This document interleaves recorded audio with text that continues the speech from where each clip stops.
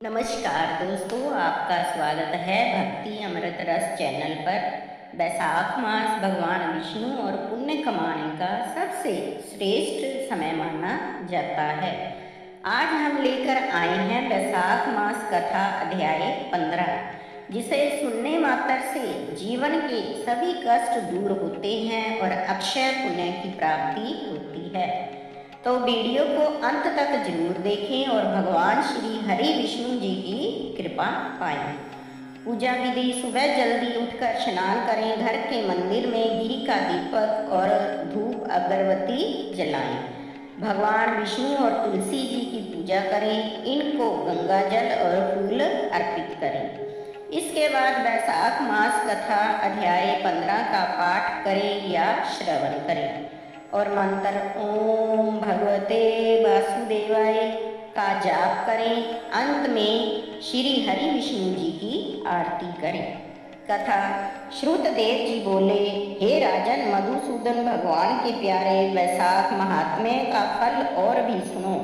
यह पाप नाशक है। प्राचीन काल में पांचाल देश में पुण्यशील और बुद्धिमान भूरियश का पुत्र पुरुयश था।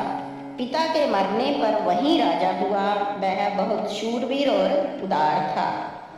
धनुर्विद्या में बड़ा प्रतापी था। धर्म पूर्वक पृथ्वी का शासन करता था, परंतु पूर्व जन्म में इसने जल दान नहीं किया था। इस पाप के मारे कुछ काल में इसकी सब संचित संपत्ति नष्ट हो गई। महारोग से पीड़ित होकर घोड़े हाथी सब मर गए। फिर राज्य में ऐसा दुर्भिक्ष पड़ा कि सब मनुष्य नष्ट होते हुए तथा राज्य और कोष हाथी से भक्षण किए हुए कैद के समान हो गए, जिससे राजा को बलहीन जान उसे जीतने का निश्चय कर उसके बैरी सैकड़ों राजा आए और उस पंचाल के राजा को युद्ध में जीत लिया।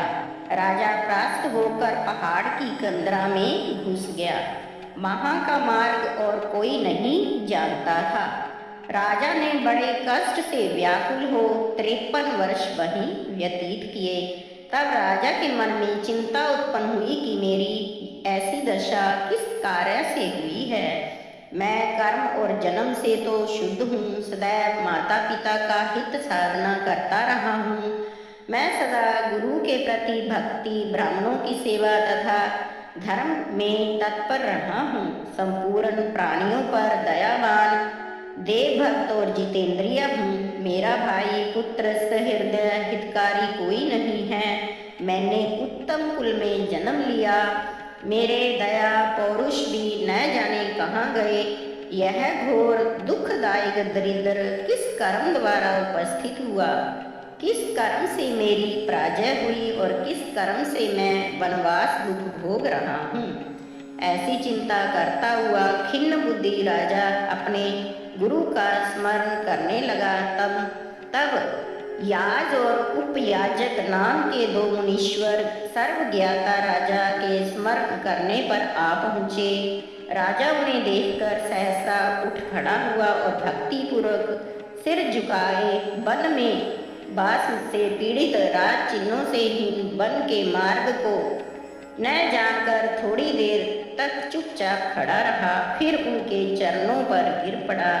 तब दोनों मुनियों ने अपने हाथों से राजा को उठाया और उसके आंसू पोंछे। तब वन में विधि पूर्वक पूजा की। इस प्रकार से जब दोनों ऋषि सुख पूर्वक बैठ गए, तब सिर झुकाए राजा ने प्रश्न किया, हे मुनिवरों, मेरे दुख का कारण कहिए। मैं कर्म और जन्म से तो शुद्ध हूँ, पितृश्वरों और देवता सबका हित करता रहा हूँ, पाप से डरता हूँ, प्राणियों पर दयावान और गुरु के प्रति भक्ति रखने वाले मुझको दरिद्र का क्या कारण है। मेरा कोष क्यों नष्ट हो गया। शत्रुओं ने मुझे कैसे जीत लिया। मैं वन में वास करता हूँ, मैं अकेला क्यों रह गया हूँ। मेरे पुत्र पौत्र भाई बंधु हित सहृद कोई नहीं रहा। मैंने निष्पाप हो राज्य का पालन किया, फिर भी अकाल कैसे पड़ा। हे मुनि, गण यह सब कथा विस्तार पूर्वक मुझसे कहिए। राजा के अत्यंत दुख भरे हुए ऐसे वचन सुन थोड़ी देर ध्यान लगाकर वे दोनों मुनि कहने लगे। याज और उपयाज बोले, हे राजन सुन, हम तेरे दुख का कारण बताते हैं। तू पहले 10 जन्मों में अत्यंत घोर पापी व्याग रहा है। तब तू बहुत निष्ठुर संपूर्ण जीव मात्रा की हिंसा में तत्पर रहता था। धर्म, इंद्रिय दमन और शांति तुझ में लेश मात्र भी न थी। तेरी जीवा से कभी भगवान विष्णु जी का नाम का उच्चारण भी नहीं होता था। तूने कभी मन में गोविंद चरण अरविंद जी का ध्यान नहीं किया, न कभी परमात्मा को नमस्कार किया। हे राजन, ऐसे ही पाप करते करते तेरे 9 जन्म बीत गए। फिर 10वें जन्म में तू सहल आदि पर व्याग का जन्म धारण कर और भी निष्ठुर हुआ। सब प्राणियों के वध करने में यमराज के समान था। दयाहीन, शस्त्र द्वारा जीविका करने वाला, सदा हिंसा में लीन, निर्जन मार्ग के पथिकों को कष्टदायक षठगौड़ देश के प्रजाजनों का मांस भक्षण करता था।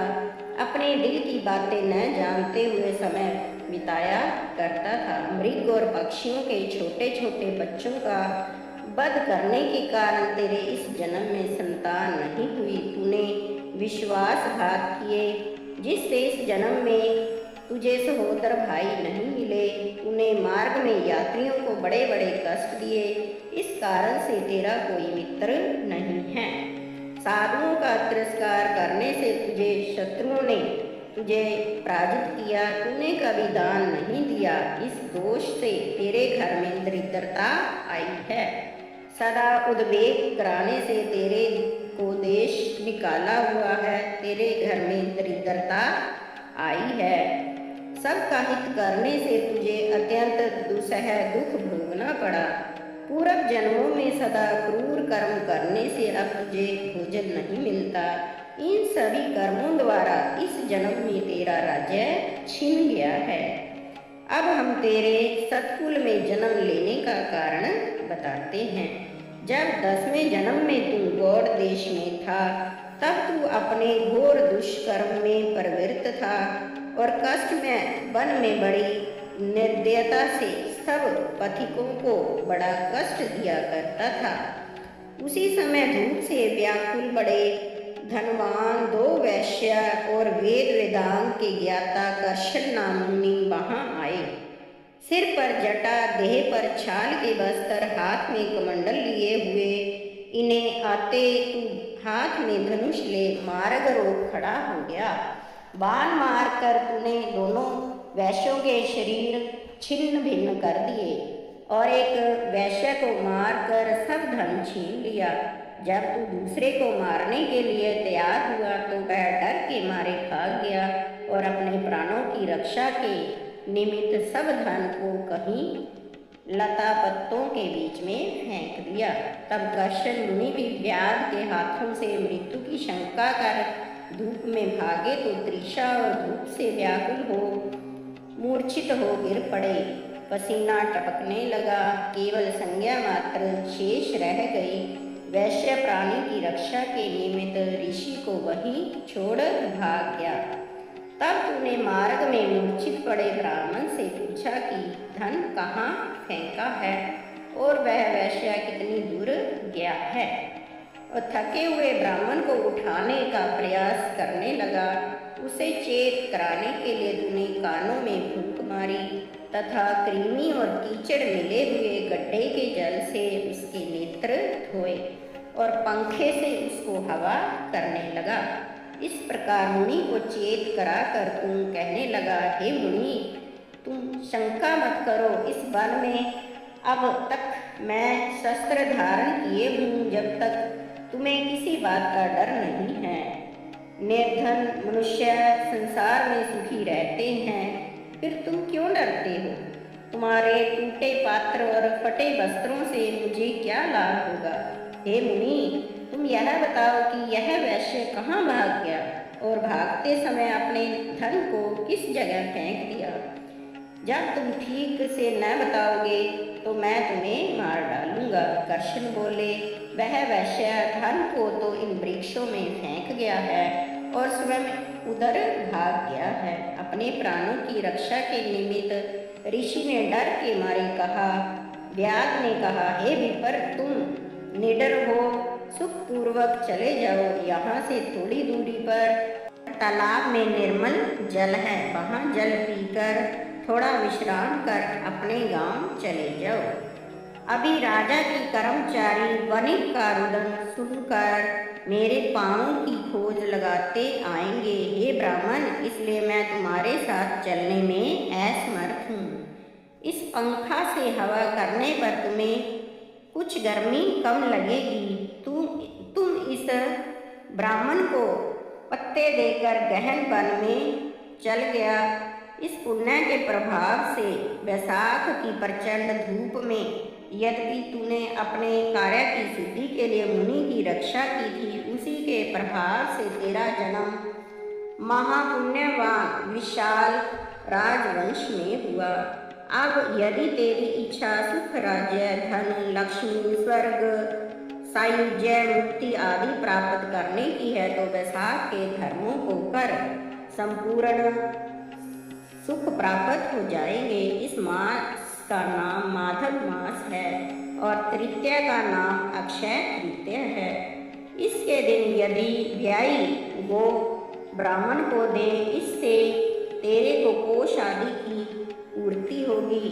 सभी का दान कर, शमी का दान कर, इससे सुख प्राप्त होगा।